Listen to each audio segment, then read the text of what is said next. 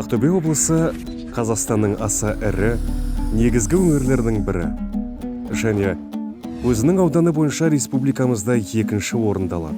Еліміздің ауқымында облыс әлеуметтік-экономикалық, жалпы мәдени және тарихи тұрғыдан маңызды мәнге ие болып отырғандығы шүбәсіз. Бұл бірінші кезекте оның географиялық орналасуымен тығыз байланысты. Облыс еліміздің ірі өңірлерінің түйіскен жерінде орналасқан. Оның ұлан байтақ аумағында халық сәулет өнерінің сан түрлі ескерткіштер ерекше таралым алған. Сәулет ескерткіштерінің саны бойынша өңір Қазақстанда алғашқы орындарының бірін алып отыр. Ал халық сәулеті және тас қаша өнері құрылыстарының алуан түрлілігі, әр типтілігі бойынша республикамызда өзіне теңгелері жоқ. Доңызтау діни тұрғын кешендері бүкіл Евразия даласының мәдениет тарихындағы бірегей құбылыс болып табылады. Я хочу сказать, что Менің айтайын дегенім, бұл аймақ ескерткіштерге толы, бірақ ұзақ уақыт бойы зерттеушілер мен қоғамның назарынан тыс қалған болатын. исследователи и общественности. Это своего Бұл терра инкогнита немесе жоғалған әлем сияқты. Сондықтан біз сіздерді осы шалғай және и поэтому адам аяғының жетуі қиын аймақта жүргізілген көп жылдық зерттеулердің нәтижелерімен таныстырғымыз келеді. Доңызтау тарихи-мәдени өңірі негізінен Ақтөбе облысының Байғанин ауданында, сондай-ақ көршілес облыстардың аумағында орналасқан. а также на Бұл Маңғыстау, Атырау облыстары. Мангыстауская, Оның кеңістігі солтүстігінде Жем өзені аңғарынан бастау алып, қазіргі Өзбекстан, яғни Қарақалпақстанның шекарасына дейін жетеді. доходит Батысында Атырау облысының аумағы, Желтау және Көлеңкел таулары, оларда аз белгілі және аз зерттелген. Ал шығысында Ұлы Борсұқым құмдары. Доңызтау аймағы солтүстік үстірттің кең аумағын алып жатыр. Мұнда аттас шың мен мұңдалап көзге түседі. Доңызтау шыңы ежелгі замандарда толқындары жағаға соғып жатқан мұхиттың биікте тік жарлы жағалаулары. Оның ойпаттағы түбімен биік кең үстіртін мыңдаған жылдар бұрын үстірт киіктері өздерінің мекендеу үшін таңдап алған болатын. Көркем шатқалдармен көмкерілген шыңдар, ежелгі бор шөгінділері, жиі ұшырасатын қалдық таулар. Үстірттің шексіз, шетсіз шөлді жазиралармен бірге үйлестікті қайталанбас өзіндік келбетімен таңдай қақтырарлық керемет сұлулығын айқындайды. Үстірттің климаты тым континенттік, жазы өте құрғақ та ыстық, қысы суық. Жауын шашын мардымсыз түседі. Температураның тәуліктік ауытқу шамасы үлкен. Бұл аймақтағы ауа райы мен климаттық жағдайлардың өте қатал болғанына қарамастан, шыңның өсімдіктер жамылғысы күрделі, жер бедеріне сәйкес белгілі бір алуан түрлілігімен ерекшеленеді.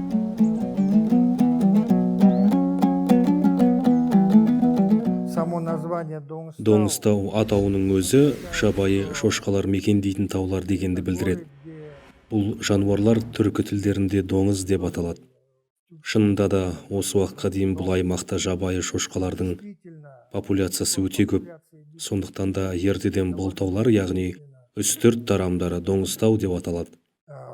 Поэтому издревле Сонымен қатар Шошқа көл жотасы солтүстік үстіртке жанасып орналасқан. отроги Устюрта получили название Доңызтау. Бұл адамдардың ертеден осы жерлерді жабайы шошқалардың мекендеу және таралуымен ұзақ уақыт байланыстырғанын растайды. Подтверждает то, что народ издавна связывал эти места с пребыванием, с распространением здесь диких свиней. Доңызтау аймағының тарихы деректерде белгілі бір көрініс тапқан.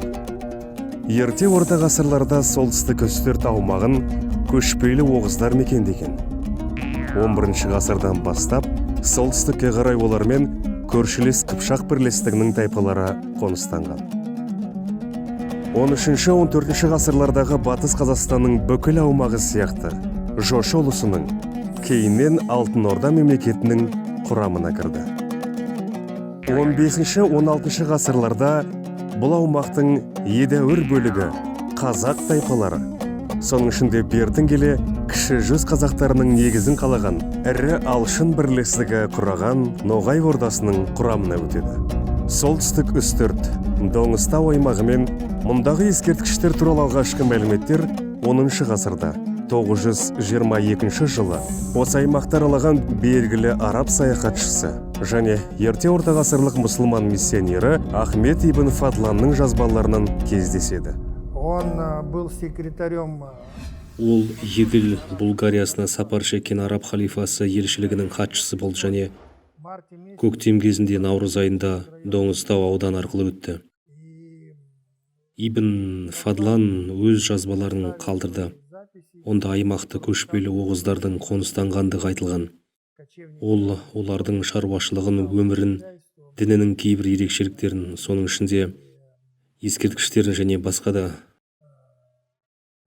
сәттерді қысқаша сипаттады. очень кратко осветил наличие у них памятников и другие моменты. Адам аяғының жетуі қиын солтүстік үстірт өңірі бірнеше ғасырлар бойына саяхатшылардың, зерттеушілердің жазбаларында немесе есептерінде ұшыраспайды. 1826 жылдың ақпанында Доңызтау аумағында полковник Федор Федорович Берг бастаған ірі ресейлік әскери ғылыми экспедиция жүріп өтеді. Экспедиция қатысушыларының берген есептеріне сәйкес, осы уақытта бұл жерде шекті руының қазақтары қыстап отырған. 19 ғасырдың 60 жылдары солтүстік үстірт аймағының жекелеген ескерткіштері 1868 жылы жарық көрген Орынбор өлкесінің атласында атап көрсетіледі. И на одной из карт этого атласа Осы атлас карталарының бірінде Ишан үйі деп аталатын қызықты нүкте табылады. Бұл Қайнар елді мекеніндегі үлкен қоныс діни тұрғын кешенін жайластырған атақты Досжан Ишан Қашағұлының үйі екені айдан анық. Бірегей ескерткіш осы күнге дейін Қайнар кешені деген атпен белгілі. комплекс Қайнар.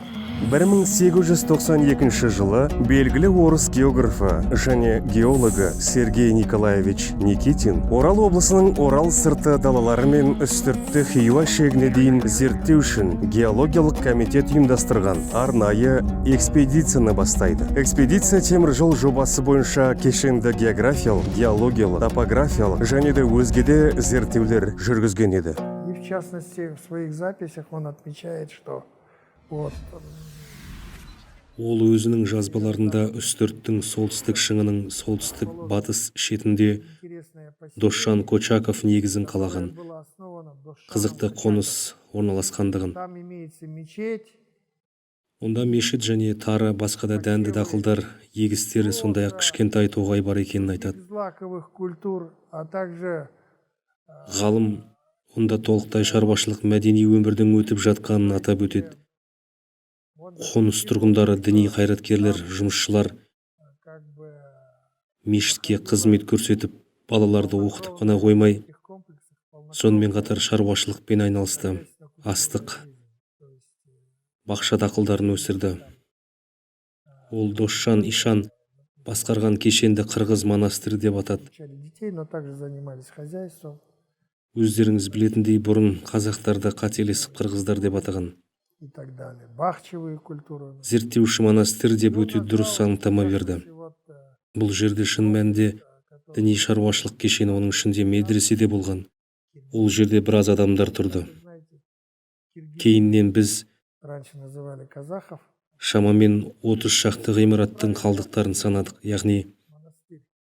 бұл үлкен ауыл болған. Там было медресе, то есть там немало народу, впоследствии мы насчитали около 30 остатков 30 зданий, то есть был большой поселок. 20 ғасырдың басында шалғай жатқан жерде Санкт-Петербург ботаникалық бағының ғылыми қызметкері, жас геоботаник Владимир Андреевич Дубянский зерттеулерін жүргізді. Аңғарғыш, талапты зерттеуші, натуралист Доңызтау табиғатына сипаттама беріп, солтүстік үстірттің жекелеген бірегей ескерткіштері, Беспай, Аша-айыр және Егінді бұлақ кешендерін алғашқы болып фотоға түсіреді.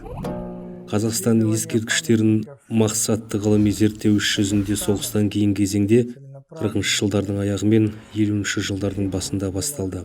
Фактически начато в послевоенный период, в конце 40-х. Бұл кезде қазақ сәулетшілері, археологтары, этноархеологтары Әлкей Марғұлан, Казахский Малбағар, Меңдіқұлов, Төлеу Бәсенов, Григорий Герасимов және басқалары еліміздің көптеген ескерткіштерін ашады. Соның ішінде Батыс Қазақстанда қазір айтылып отырған батыс үстірттің бір бөлігі Маңғыстау ескерткіштері, Жем өзенінің алқабы зерттелді, бірақ өкінішке орай Доңызтау ауданының үлкен Доңызтау ескерткіштері сол кезеңде зерттелмеген және назар аударылмаған. Памятники Доңызтауского района, Большого Доңызтау, в тот период не исследовались, и на них не было обращено внимания. Кеңес заманында көршілес жатқан аудандарда, Жем өзен аңғарында, Сам құмдарында, Маңғыстауда зерттеу жұмыстары жүргізілгеніне қарамастан, Доңызтау ескерткіштері ұзақ уақыт бойынша зерттелмей келген еді. Солтүстік үстірт Доңызтау аймағының өзіндік бейнесі бар және іс жүзінде белгісіз. Бірегей сәулет ескерткіштерін алғаш рет мақсатты және егжей-тегжейлі зерделеу 1979 жылы басталған болатын. Дәл сол кезде Ақтөбе облысының оңтүстігінде бүкіл одақтық ескерткіштер жинағы бағдарламасының аясында халық сәулет өнерін зерттеу бойынша алғашқы этноархитектуралық экспедиция ұйымдастырылады. Когда осуществлялась Сол кезде КСРО тарихы мен мәдениетінің жылжымайтын ескерткіштерін жинақтау бойынша ауқымды бағдарлама жүзеге асырылды. экспедиции, комплексные, Кешенді экспедициялар, отрядтар ұйымдастырылды. по такому Қазақстанның Ақтөбе облысы сияқты үлкен өңірі бойынша 70-ші жылдардың аяғында бар жоқ құжатталған 3 ескерткіш қана тіркелген. Ақтөбе қаласына келгеннен кейін біз жергілікті халық арасында сұрау жүргіздік және проводили опрос. бұл экспедиция маршрутына үлкен ықпал жасады. Сұрау барысында Байғанин ауданы тұрғындарының көбі сізге Доңызтауға бару керек деп айтты.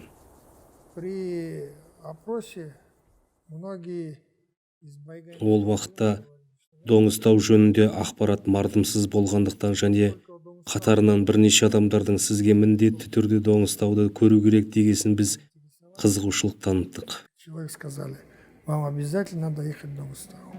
Доңызтау сияқты күрделі шалғай орналасқан ауданның ескерткіштерін толыққанды зерттеу үшін бастапқыда жұмыс барысында әзірленген далалық зерттеулердің ерекше әдістемесі қажет еді. Егер ерте кезеңде 1990 жылдардың басына дейін экспедициялар құрамы шағын болса, 2000 жылдардың басынан бастап ірі 15-20 адамға жететін кешенді экспедициялар ұйымдастырылды. Бірақ далалық топтардың құрамында әрдайым этноархеологтар, сәулетшілер, фотографтар, эпиграфика мамандары және тағы басқалары болды. Соңғы жылдары зерттеулер барысында заманауи әдістер, тахеометр, пилотсыз дрон және тағы басқалары қолданылады.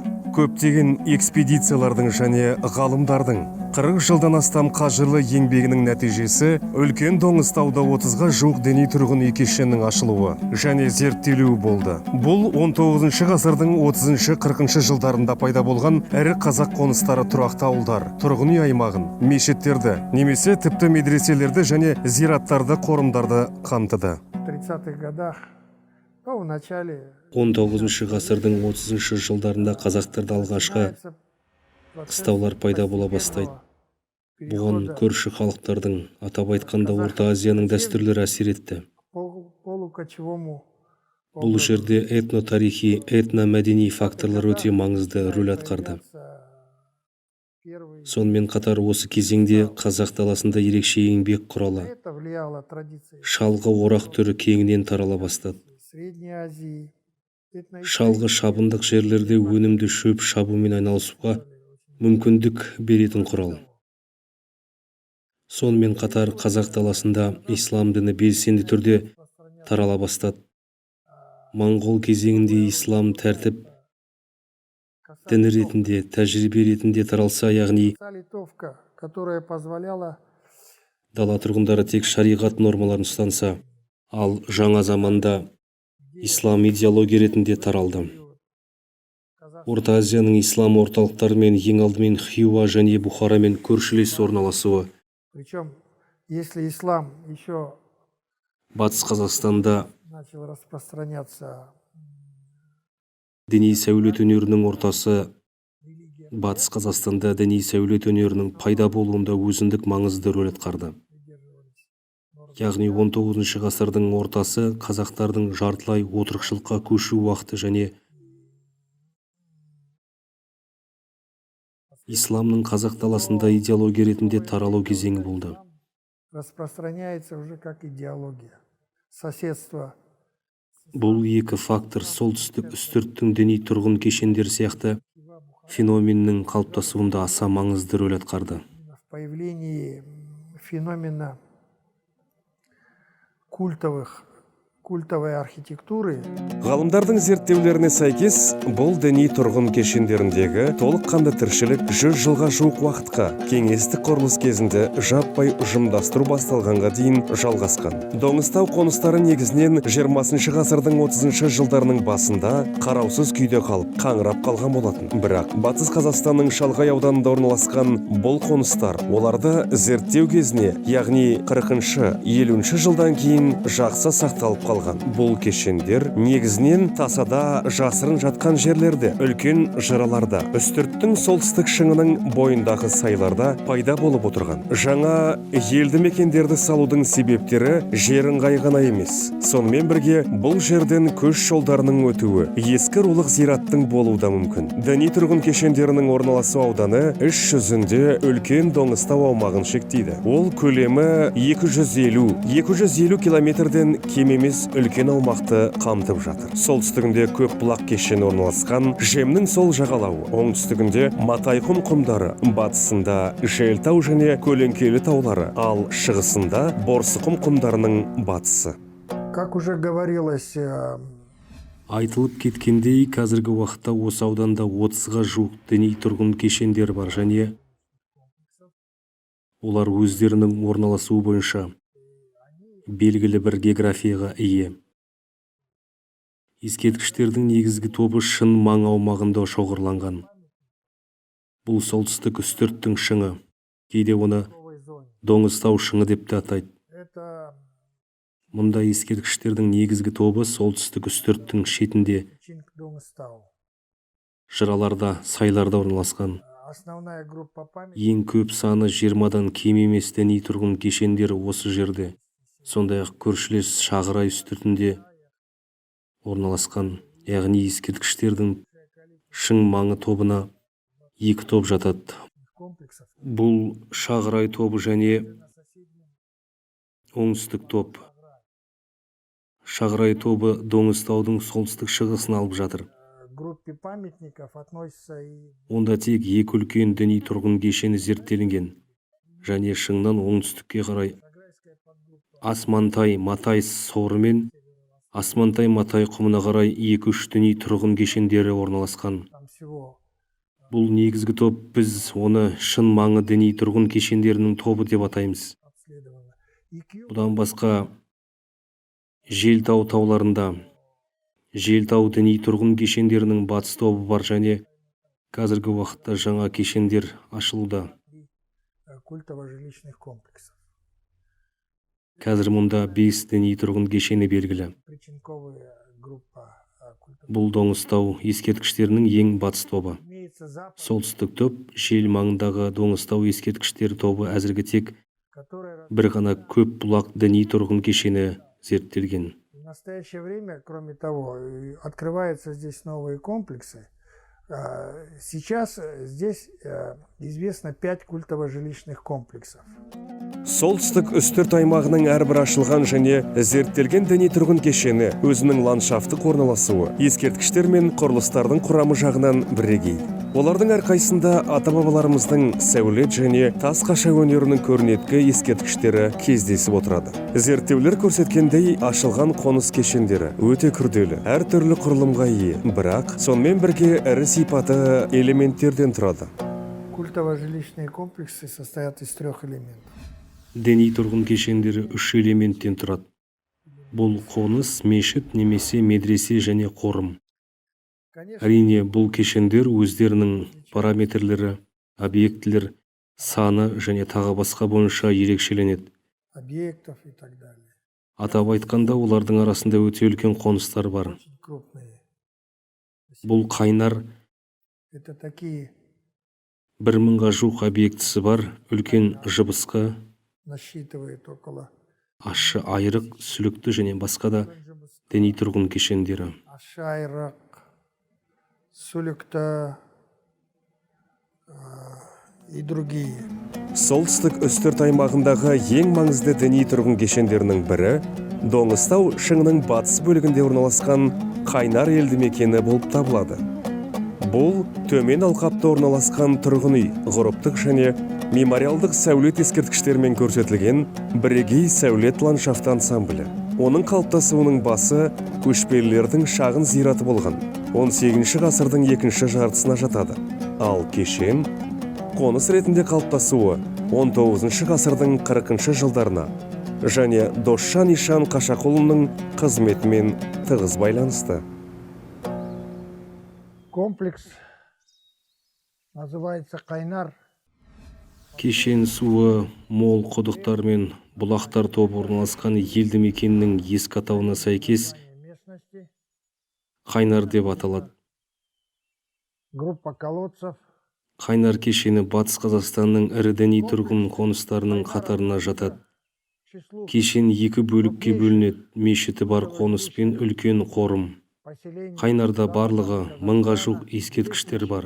около 1000 памятников. Кешен ең алдымен 19 ғасырдың ортасындағы 30-ға жуық діни және тұрғын үй ғимараттары орналасқан қазақ мұсылмандық білім беру орталығының үлгісі ретінде маңызды. Бұл елді мекеннің ажырамас бөлігі медресе болып табылады. Қайнардағы медресе мен мешіттің негізін қалаушы белгілі рухани ағартушы Досжан Қашақұлы. Ол Молла Қашақтың ұлы, Шөмішті табын руынан шыққан. Меккеге қажылығы жасаған алғашқы қазақтардың бірі. 19 ғасырдағы Қазақстанның аса беделді діни қайраткері. По своей значимости, по Өзінің атқарған қызметі өзі деңгейі бойынша ол Бекет ата Мырзағұлұлымен және Батыс Қазақстан өңірінің басқа да рухани духовным ағартушылармен бір қатарда тұр. жителями Западного Казахстана. Кешеннің ерекшелігі діни әкімшілік құрылыстардың, шаруашылық қора-жайлардың, медресе мен мешіттің тұтас жүйесінің болуы. Қабырғалардың материалы тас блоктармен кезектестіріліп қаланған шикі кірпіш. Барлық құрылыстардың төбелері шикі кірпіштен қаланған күмбезді немесе тоғыспалы. Ғимараттардың шатырларында жаңбыр суын ағызуға арналған арнайы тас ойықтар, су ағызу жолдары болған. Ғимараттардың ішкі бөлігі сапалы сылақтың және әк іздерін сақтап қалған. 19 ғасырдағы қазақтардың осы қонысының негізгі және ең ірі нысаны. Оның негізінде қызметтік үй жайлары, худжырлары бар оқу орны, медресе қалыптасқан мешіт болып табылады. По сведениям народных источников, мечеть Халық аузында сақталған дерек көздері бойынша Қайнардағы мешітті Бірман Ұстан тұрғызған. Бұл Доңызтаудағы ең үлкен діни ғимарат болып табылады. Мешіттің негізгі бөлмесі шаршы тәрізді 4 күмбезді. трехкупольный Олар орталық пилонға және тартпалы аркаларға негізделген. окружных Күмбезді мешіттерді тұрғызудың мұндай түрлері Арал Каспий өңірінің оңтүстік бөлігіне тән болып келеді характерен және Орта Азияның көршілес аудандары, соның ішінде Хиуа Хорезм аймағының сәулетінен алынған сияқты. Хорезмийской зоны. Доңызтау мемориалдық ғұрыптық архитектурасының өзіне тән ерекшеліктері үстіртке жанасып жатқан Шағырай қыратының ескерткіштерінде айқын байқалады. Мұнда үлкен жыбысқы кешені көзге ерекше түседі. Үлкен жыбысқының ерекшелігі оның ені 500 метрге дейін болатын сайдың баурайларында бірегей орналасуында болып отыр. Атап айтқанда, үлкен қорым сайдың өте тік шығыс беткейінде орналасқан. Сол себепті тастан құрылыстар тұрғызу оңай іс болмады. Осыған байланысты үлкен жыбысқадағы көптеген қабір үсті құрылыстарында тау сәулеті деп атауға болатын белгілер бар. Екінші жағынан, сайдың арғы жағындағы мешіт кешені мен қонысы тегіс жерде орналасқан. Яғни, қоныс кешенін салушылар шебер құрылысшылар болған. Согласно исторических преданий, Тарихи аңыздарға сәйкес бұл кешеннің тарихы с такими Нұржан Ишан сияқты қайраткерлермен байланысты. Жалпы ескі старых топокартах топокарталарда кешен Нұржан Ишан молда деп аталады. Бұдан басқа мұнда белгілі ишандардың Здесь Әбдіғали ишан, Сейітқұл ишан және басқа да ірі діни қайраткерлердің қызметі жүріп жатты. известных ишанов Қорымда құлпытасы бар Қыдыр Маманұлының кесенесі орналасқан. Бұл осы қорымда орналасқан орталық ескерткіш. имеется именной мавзолей с Кулпытасом Кадыра Мамануглы. Кадыра Мамануглы – это центральный памятник, который находится на этом некрополе. Кесене бұл құрылымы жабық монументалды мемориалдық құрылыс. Әдетте қабырғалар мен шатырдан, әдетте күмбез түрінде құралады.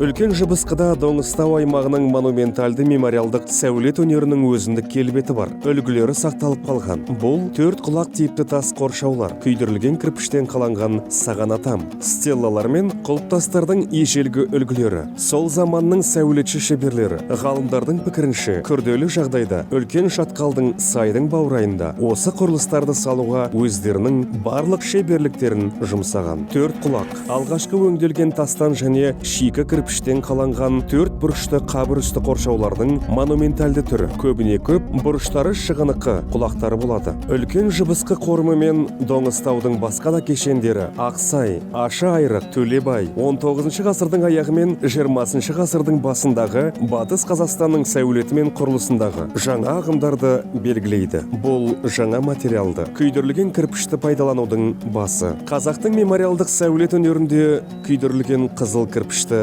пайдалану жаңа бір стильді, кірпіш стилін тудырды. Таких памятников фактически нет. Мұндай ескерткіштер Маңғыстау мен Батыс үстірттің аумағында мүлдем жоқ, бірақ Доңызтау ауданында бірнеше Образцов ондаған үлгілері бар. в районе Доңызтау. Сағанатам архитектуралық безендіруге ие. Ол қасбеттердегі осындай кіріктірілген жұп қуыстардан,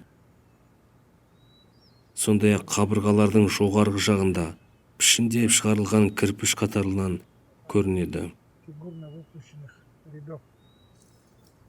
Яғни бұл кірпіш стилінің айқын және жарқын үлгісі. Стен по карнизу. То есть Айтпақшы, Қазақстан аумағында осы стильдің таралу тарихын қазақстандық сәулетшілер зерттеп, тіпті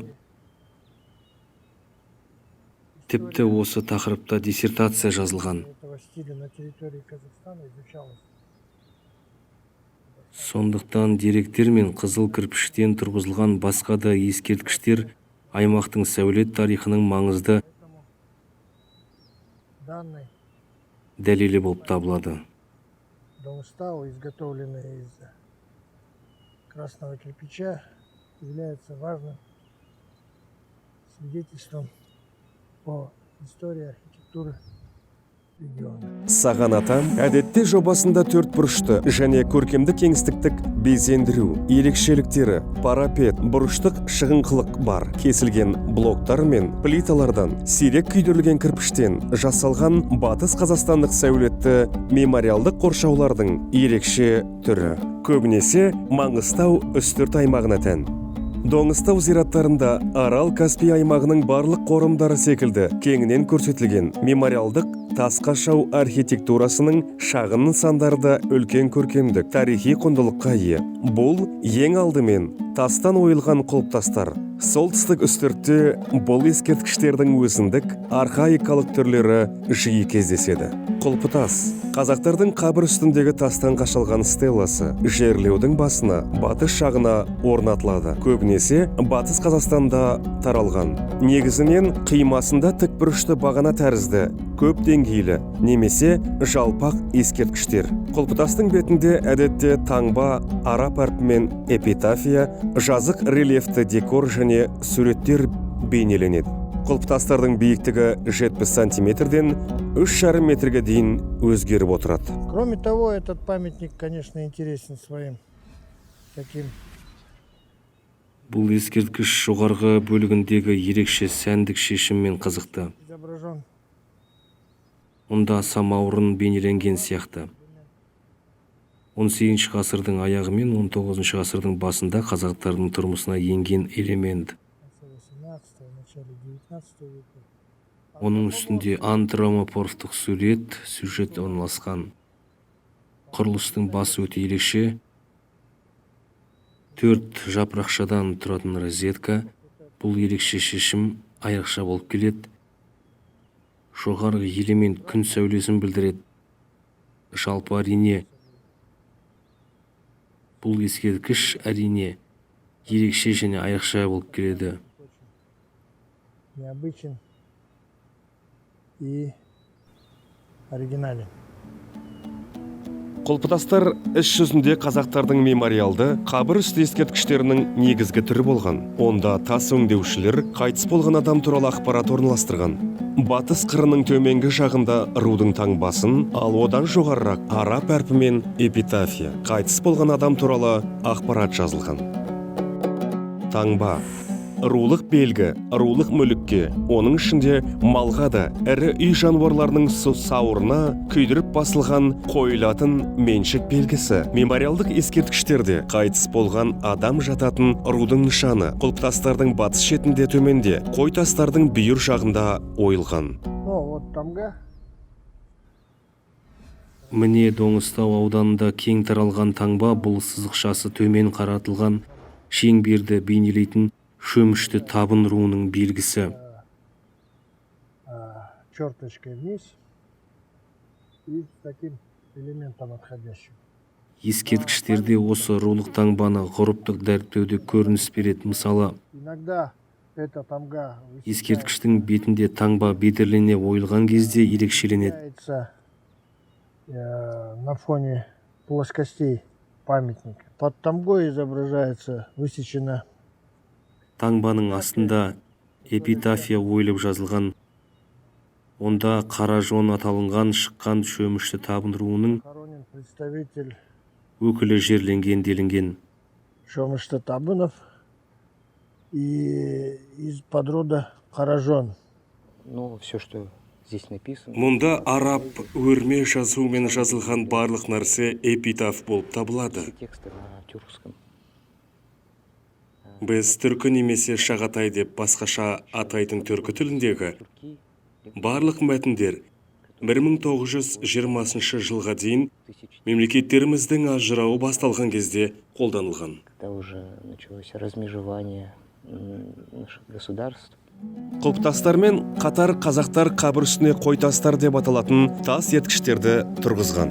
Кей кездері олар бөлек орналастырылған. Әдетте қойтастардың сатылы негізі болған. Көптеген жағдайларда қойтастар балалар қорымдарының үстіне орнатылып, жазық рельефті ою өрнектермен безендірілген.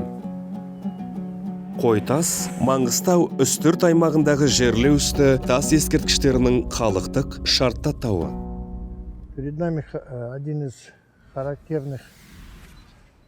Біздің алдымызда Арал, Каспий қазақтарының қабір үсті құрылыстарының бір түрі. Арала Каспия это Бұлар қойтас типті қабір үсті ескерткіші. такие Мұндай қабір үсті ескерткіштері тікелей жерлеудің үстіне орнатылады. над могилой. Қойтастардың батыс жағында биік құлпытас қойылады. Устанавливалась стелла. Яғни бұл композициялық күрделі құрылым болды. Ескерткіш өзінің пішіні бойынша да өте ерекше. Оның пішіні бесіктің бейнесін көрсетеді. Осы жағынан көріп отырғаныңыздай, Данный памятник. Его форма отражает образ детской люльки, бесика. Как вы видите с этой стороны, вот верхняя, мұнда бүйірлік элементтер бар. Доңызтау ескерткіштерінің алуан түрлілігі мемориалдық құрылыстардың басқа да ерекше түрлерімен толықтырылады. Оларға жер үсті жәшіктер, саркофагтар немесе сандық тастар сияқты ескерткіштер санаты жатады. Олар Доңызтаудың барлық дерлік қорымдарында кездеседі және шағын тас қашау сәулетін түрлендіреді. Сандық тас жабындысы бар, жәшік пішіндес тас тақталардан жасалған қабір үстіндегі құрылыс. Негізінен шығыс батыс бағытында құлпытас және қойтастармен бірге орнатылады. Негізгі ескерткіш сандық тас өте қызықты. Ол монументалды және сатылы негізде. Сондай-ақ сатылы жабыны болған. Ескерткіш ең алдымен айтарлықтай өзінің көлемімен ерекшеленеді. Также ступенчатый Кесілген және өңделген блоктармен памятник. қалақ тастардан жасалған. Значительными размерами, изготовлены из обработанных, опиленных блоков и плит.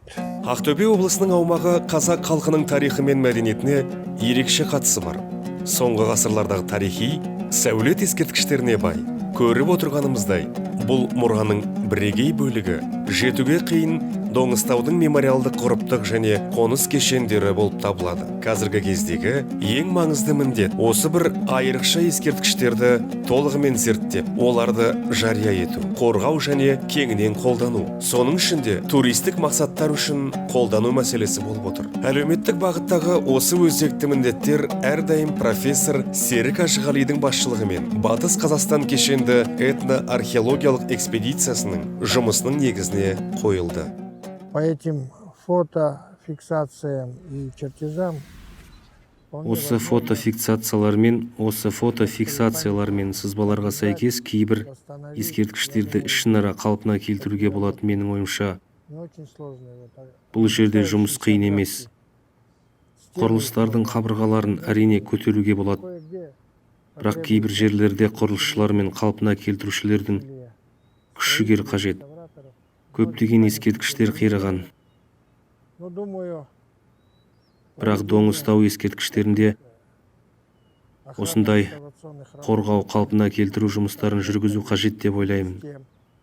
Ең алдымен біраз уақыттан кейін менің ойымша мәдени туристік қызмет бұл жерде мақсатты түрде дамытылатын болады.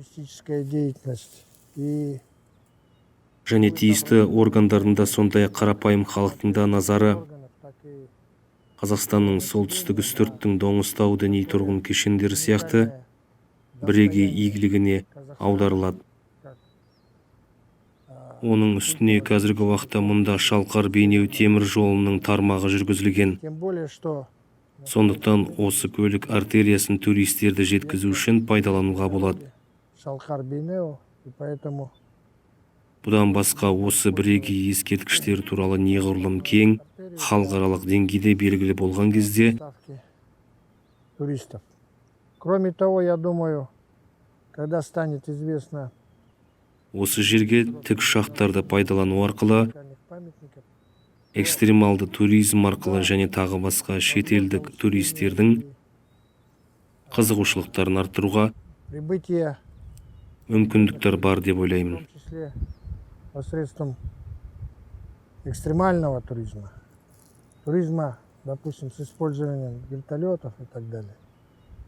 Поэтому, я думаю, памятники надо в ближайшее время